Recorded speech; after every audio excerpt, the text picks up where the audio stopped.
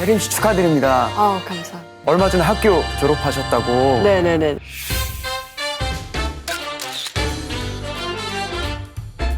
그럼 이제 전문 통번역가라고 불러야 되나요? 글쎄요, 저도 다른 대학교 친구들이랑 똑같은 입장인 것 같아요. 진로에 대한 고민도 계속 하고 있고. 또 주변에 뭐 친구들이나 동생들 얘기를 들어보면은 뭐 얼마나 치열하게 준비를 하고 있고 네, 또 네. 굉장히 쉽지 않다고들 해요.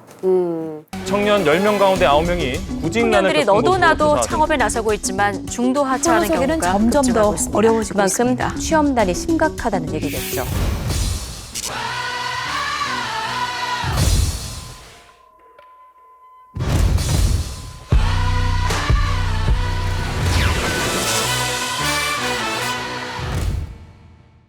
어떤 말씀을 해주실지 기대됩니다. 강연자분을 한번 모셔보도록 할까요? 빨리. 네. 네, 강연자님 나와주세요. 네, 안녕하세요. 안녕하세요. 네, 안녕하세요. 안녕하세요. 누구에게 전달해서 어떻게 전달해서 인공지능의 기초가 되어가고 있다.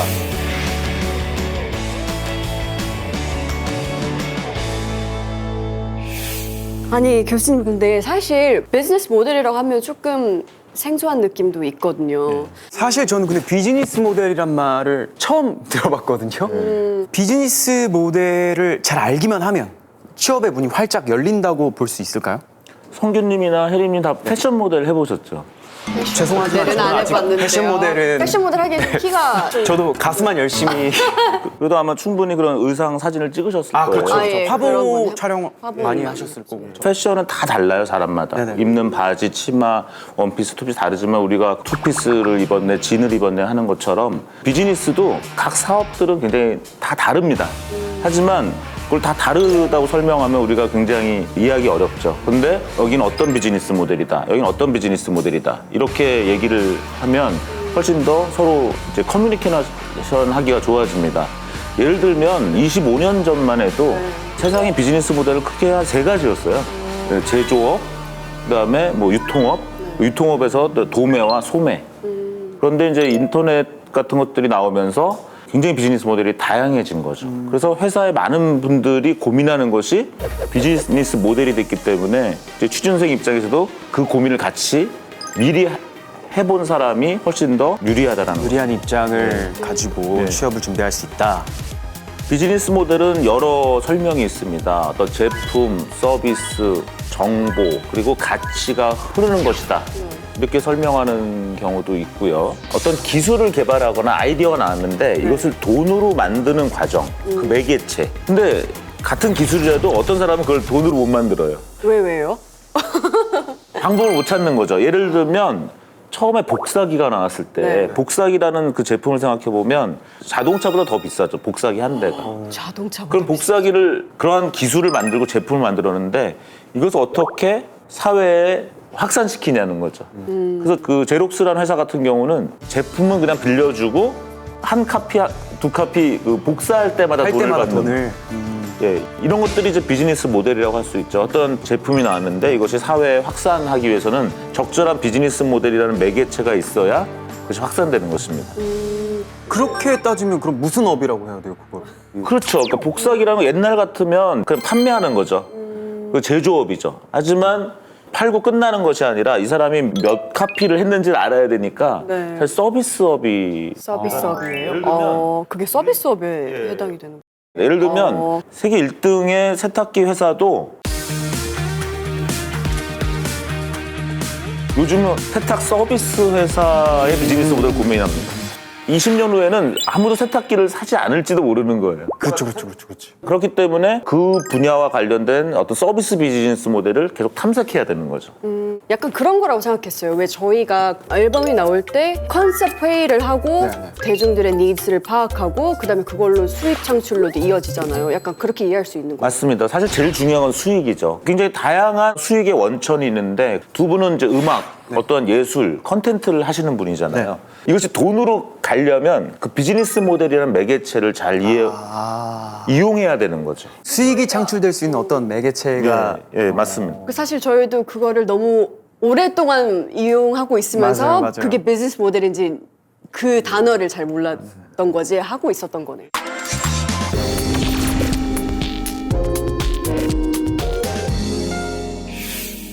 30년 전에 TV 홈쇼핑 사업자를 선정하는 일이 있었어요. 많은 유력 회사들이 사업권을 따려고 노력을 했습니다. 그래서 심사 당일날 심사위원이 한 첫 번째 질문이 TV 홈쇼핑은 방송입니까? 유통입니까? 이렇게 물어본 거예요. 어떻게 대답하시겠어요? 둘 다 아니에요? 방송이라고 생각했어요.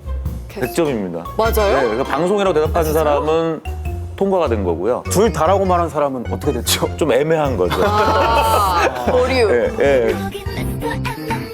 첫 질문이 그 업의 본질이 뭐냐. TV 홈쇼핑 사업자를 굳이 국가에서 선정했다라는 건 뭐냐면 TV에서는 좀 유해한 콘텐츠가 나가면 안 되잖아요. 네. 내가 방송이라는 어떠한 책임을 가지고 이 유통업에 들어가야 된다라는 것이죠. 또 하나 한번 여쭤볼게요. 백화점은 어떻습니까? 백화점은 부동산업인가요? 유통업인가요? 유통업 아니에요? 그건 유통 아닐까요?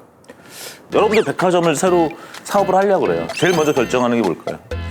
제가 백화점 사업을 한다고요? 예. 생각해본 적이 없어요. 너무 좋겠네요. 할 수만 있다면 너무 좋겠지만 일단 뭐 건물을 지어야겠죠? 그죠. 어디에 건물을 지을 거냐잖아요. 그럼 결국 부동산업이죠. 예, 가장 적절하게 어디에 건물을 어떻게 지어서 거기에 입점하고 싶은 회사들한테 어떻게 임대할 것이냐거든요. 그래서 백화점은 우리 소비자 관점에서는 유통업이지만 사업자의 관점으로 봤을 때는 이게 부동산업이. 그러네요. 예. 왜냐면 그 임대료를 받을 거니까. 예. 그래서 비즈니스 모델은 표면적으로 보이는 것보다는 사업자의 심정으로. 그래서 취준생이 생각하셔야 될 게 소비자의 관점에서 보통 많이 회사를 보거든요. 근데 그 회사를 운영하고 회사에서 일하는 사람들 관점에서 봐야 되고. 그렇구나.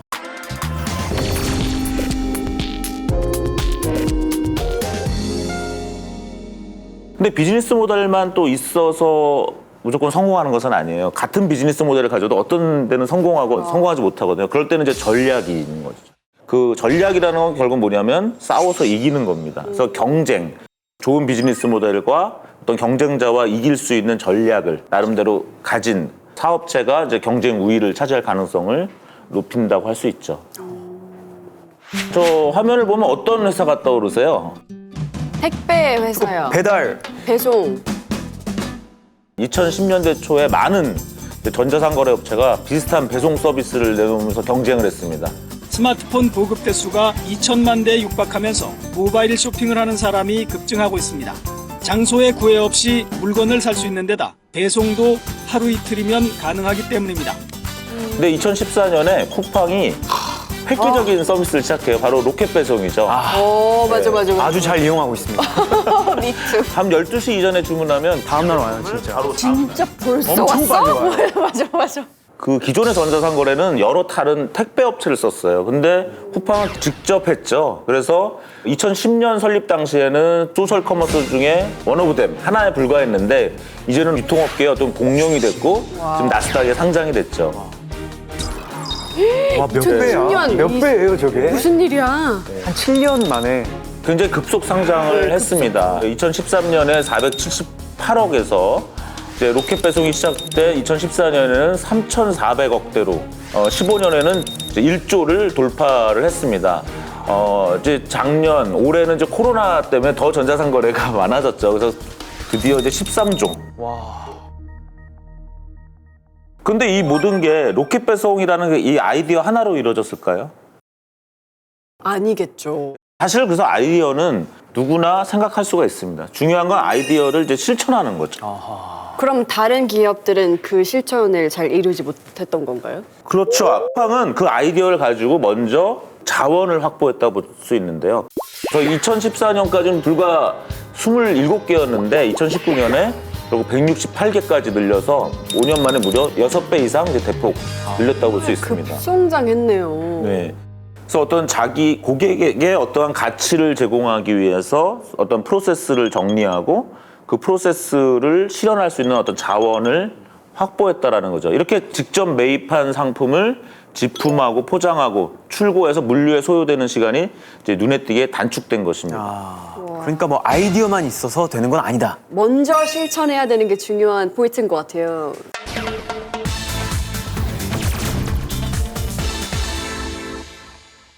만약 수익 실현에 급급해서 어떤 합의되지 않은 비즈니스 모델을 실행하면 예상치 못한 그런 결과를 또 얻기도 합니다.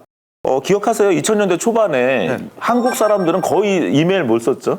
한메일이죠. 그렇죠. 저도 썼습니다. 저도 있었어요. 네, 맞아요. 지금도 있을 거예요. 네, 그래서 한메일을 안 써본 사람이 없을 정도예요. 그런데 지금은 좀 그렇지 않습니다. 네. 그러니까 그 당시에는 거의 전 국민이 한메일을 썼는데 그 창업자가 이걸 어떻게 돈을 벌 수 있지 않을까. 그래서 온라인 우표제라는 것을 합니다. 온라인 우표제. 온라인 우표제. 그거 파는 건가요? 한메일 이메일을 갖고 있는 유저한테 이메일을 보낼 때는 그거 사서 우표값을 내라는 거. 진짜 이메일 편지처럼. 예. 이메일 보냈는데? 예. 아, 진짜요? 예, 그래서 스팸 메일이 줄어들 거라고 생각했어요. 결과는 반대가 됐습니다. 그렇지. 많은 기업 홈페이지에서는 다음 한 메일이 있으면 회원가입 안 시켜주는 거예요. 왜냐면 이 회원한테는 이메일을 보낼 때마다 회사가 돈을 내야 되니까. 아니 근데 일할 때도 사실 이메일로 많이 주고받고 하는데 일할 때마다 계속 돈을 내면은 사실 업무하기도 너무 힘들고 당연히 다른 걸 찾겠죠. 그럴 수밖에 없을 것 같아요. 비즈니스 모델은 하나의 가설인데요. 우리가 가설을 세웠다가 이것을 세상 사람들이 받아들일 거냐 생각을 해야 되는데 저는 충분히 시도해 볼 만한 모델이었는데 결과적으로는 그 이메일 1위를 다음이 네이버한테 뺏기고 포털 1위조차도 네이버한테 뺏기는 중요한 계기가 됐습니다. 그래서 성급한 수익 모델을 작동시키려다가 이제 실패한 좀 대표 사례가 되기도 하죠.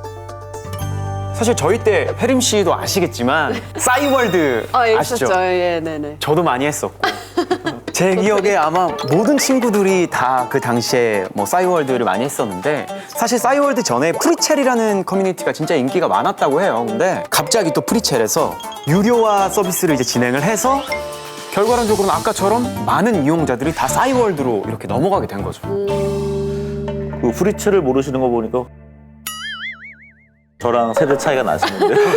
프리첼을 혹시 아셨나요, 교수님? 예, 굉장히 기능이 좋았어요. 그래서 저는 강의 페이지도 프리첼로 운영했는데. 교수님은 이동 예, 안 하셨어요? 저는 이동 안 했지만 나중에 다 다른 사람들이 다 싸이월드 갔기 때문에. 그럼 모르는 사람이 없어. 제 강의 홈페이지도 결국 싸이월드로 옮겼습니다. 예. 이렇게.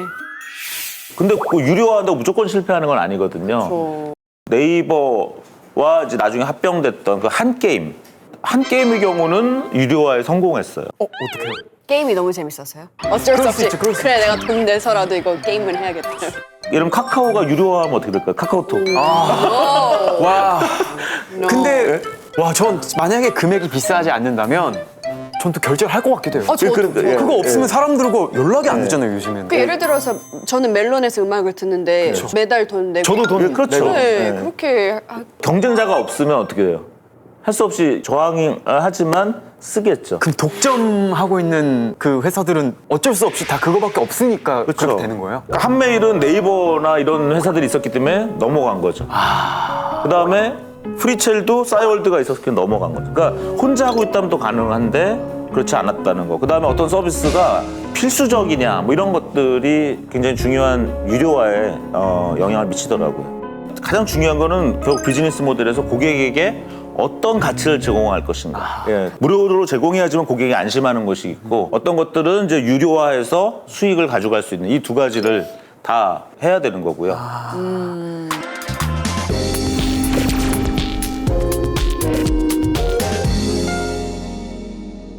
혹시 그런 경험이 있으세요? 다른 사람들이 좋다고 써봤는데 나한테는 좀 별로였던 그런 경험. 저는 그런 거 되게 많은 것 같아요. 버디버디라는 거. 네네네. 저 그거 아시는 분들 계시나요? 알아요. 예, 있습니다. 네, 저는 그것보다 그 세이클럽 타키라고 오, 아시는 분들. 몇몇 아시는 분들이 계시네요. 네, 아시네요.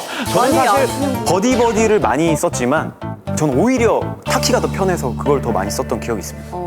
저는 그 왜 핸드폰이나 컴퓨터에 노트펜 들어있잖아요. 누구한테 너무나도 필요한 아이템이지만 작업을 하는 사람들한테 너무 유용한데 그렇죠. 근데 전 그게 진짜 저한테는 좀 쓸데없다고 생각해요. 사람 다 다르죠. 네네네. 태어났을 때부터 경험이 다르고 가치관이 다르고 여러 가지 효용이 다릅니다. 그렇기 때문에 기업들은 비즈니스 모델을 만들 때 어떤 가치에 소구하느냐라는 것이 굉장히 중요한데 우리 비타민 드세요? 네. 열심히 드세요? 먹고 있어요. 전 사실 그런 것도 잘 챙겨 먹지 않습니다. 창업론에서 가장 중요하게 여겨지는 것 중에 하나가 비타민을 만들지 말고 진통제를 만들라는 거예요. 아, 사람들이 아파하는 부분을 좀 채워줄 수 네, 있는. 고객이 어떤 것에 고통을 느끼고 있는가. 채소나 이런 걸 다 챙기지 않아도 하나로 그냥 하루에 먹어야 될 게 다 되기 때문에 굉장히 편리한 그 제품인데도 불구하고 필수적이지 않기 때문에 비타민을 판매하는 비즈니스 모델과 진통제를 판매하는 비즈니스 모델이 굉장히 다른 거죠. 예, 그럼 진통제를 판매해야 사실 성공할 확률이 크겠네요. 그렇죠. 근데 이거 대본에 없는 건데 사실은 요즘 사업들은 습관성인 거를 만들려고 되게 애를 써요. 습관성? 약간 마약 같은 느낌이 들어요. 그러니까 여러분들 뭐 아침에 깨어나면 제일 먼저 페이스북이나 카카오톡 보잖아요. 네. 그렇죠. 바로 그냥 일어나면 핸드폰 들고 핸드폰으로 바로. 시계를 확인하죠. 이 약간 이건 나의 진통제도 아니고 사실 비타민도 아니에요. 근데 어느 날 갑자기 나의 생활이 돼버리는. 생활에서 습관이 돼서 이제 끊을 수 없는 그런 것들이 좀 되는 거죠. 야, 그러네. 그 많은 기업가들이 그런 심리학을 또 공부하기도 합니다. 예를 들면 페이스북의 창업자 마크 주커버그는 컴퓨터 사이언스 전공자이기도 하지만 심리학을 복수 전공했어요. 그래서 현대 심리학의 많은 연구 결과들을 경영에 활용하는 거죠. 그래서 사람들의 마음을 잘 이해를 하는구나. 어쩐지 똑똑하더라고.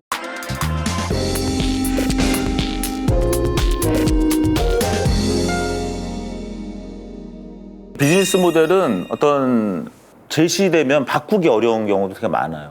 이런 것들 이제 비즈니스 모델의 어떤 제도적 특성이라고 하는데요. 네. 그 예전에는 CD까지 우리가 가다가 MP3로 가면서 무료로 사람들이 공유하는 랩스터나 소리바다 같은 게 나오면서 소비자들은 좋았지만 음악가들은 굉장히 당황을 했고 당시 신해철 씨 같은 분도 굉장히 그런 것들을 비난했어요. 불법 음원 다운로드. 예.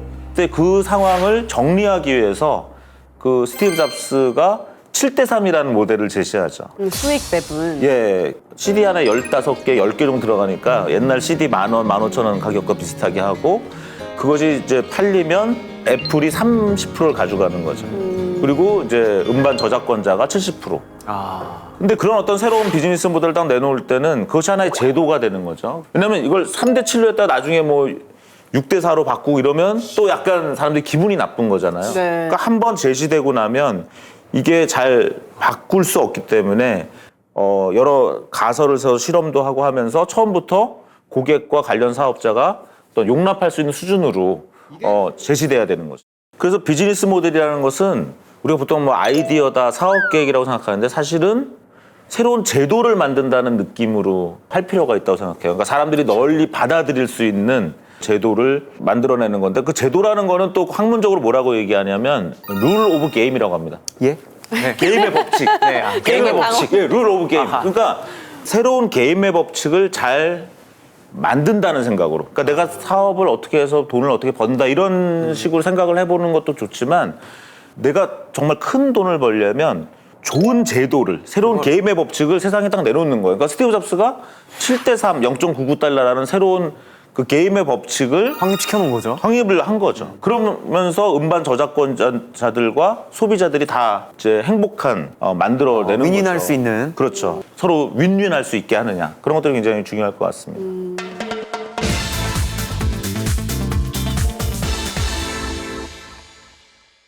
그런데 사실 공부를 열심히 해도 결국에는 저희의 목적은 면접에 붙어서 회사에 들어가는 거잖아요. 그렇죠. 취업하는 게 목적인데. 내가 어떤 회사에 들어갈 수 있을지도 모르고 있는데 뭐 이런 고민은 사실 회사에 들어가고 나서 해도 되는 게 아닌가요? 뭐 취준생에게 비즈니스 모델 공부가 얼마나 도움이 되는지 모르고 하는 소리죠. 여러분들께 한번 여쭤볼게요. 최악의 어떤 면접 또는 오디션은 언제였습니까? 먼저 생각하기 싫지만 최악의 오디션. 이제 가수가 너무 되고 싶어서 이제 상경해가지고 제가 데뷔를 하는 회사 보기 전에 한 3군데 정도를 봤는데 사실 다 망했거든요. 그 회사가요? 네. 좀... 그 회사가 말고 제가. 그 회사는 뭐 지금 어떻게 되는지 모르겠는데 그때는 너무 급하니까 뭐 내가 이 회사가 어떤 음악을 하고 있는 회사인지 뭐 그런 개념이 없었던 거예요. 그냥 내가 제일 잘할 수 있는 걸 보여줘야겠다. 다 떨어졌죠. 네. 나중에 보니까 그 회사는 약간 발라드를 하는 회사였고 어떤 회사는 이렇게 뭐 R&B라는 회사였고 근데 나는 주구장창 밴드 노래만 막 불렀던 거예요. 그래서 다 떨어졌던 기억이 있네요. 저는. 네.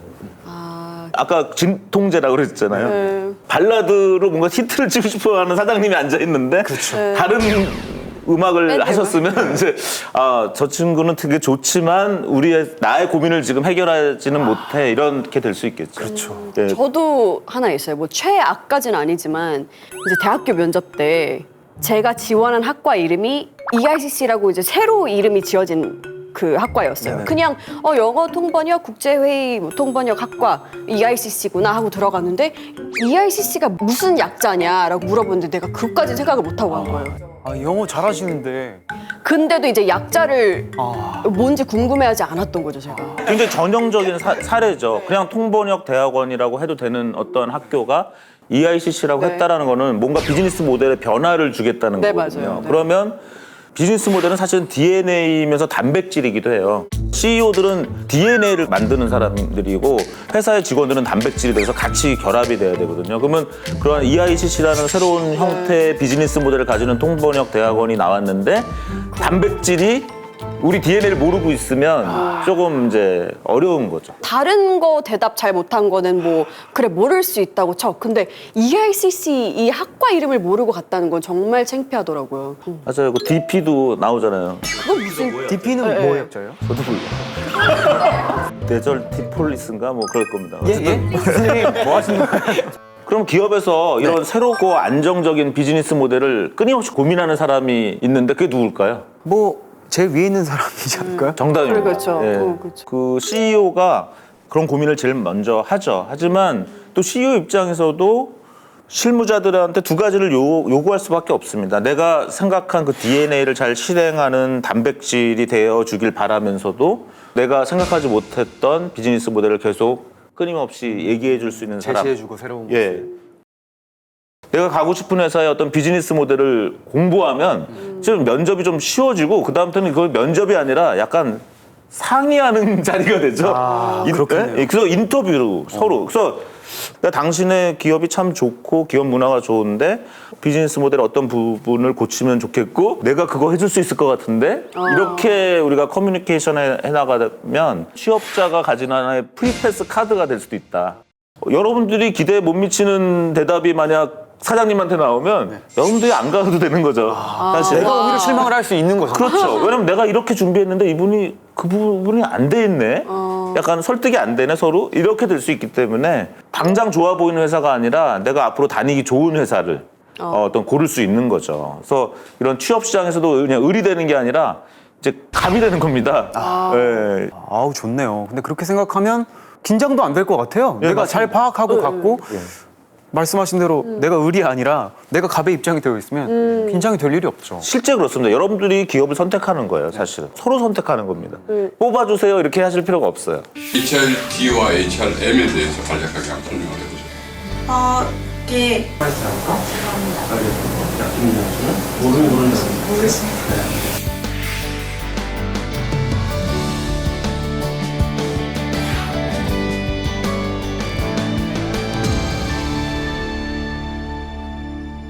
예, 오늘 강연에서 이제 이것만 기억하면 될 것 같아요. 일단 비즈니스 모델은 어떤 기술이나 아이디어가 어떤 입력으로 들어가서 그것이 돈으로 결과가 나오는 그것을 가능하게 하는 어떤 매개체다. 그다음에 여러분들이 취업 시장에서 을이 아니라 이제 갑이 되는 그런 방법이 바로 비즈니스 모델을 공부하는 것이다. 이렇게 정리하면 될 것 같습니다. 오늘 강연 너무너무 잘 들었습니다. 비즈니스 모델을 파악하면 취업의 문이 열린다. 너무 잘 들었습니다. 네, 너무 잘 들었습니다. 정말 비즈니스 모델 이야기 들으면서 너무 흥미진진했어요. 다음 수업은 어떤 얘기를 해주실지 너무 기대돼요. 네, 다음 강연에서는 여러 기업의 우리가 이제 여러 사례를 알면 알수록 힘이 되는 거거든요. 네. 그래서 여러 기업의 비즈니스 모델 성공 사례를 알아보도록 하겠습니다. 네, 감사합니다. 감사합니다. 제가 질문 하나 할게요. AI가 인간을 대신할 수 있을까요? 절대 인공지능이 인간의 지능을 따라잡을 수 없다라고 생각했던 영역이었는데 이세돌 구단이 한 번 이기고 참패했고 인공지능은 예전에 인공지능 회사다 하면 투자를 받았지만 요즘은 인공지능 회사다만 가지고는 투자를 못 받아요. 이제 인공지능이라는 어떠한 신기술을 이용해서 기업의 성공 여부가 달라질 수 있습니다.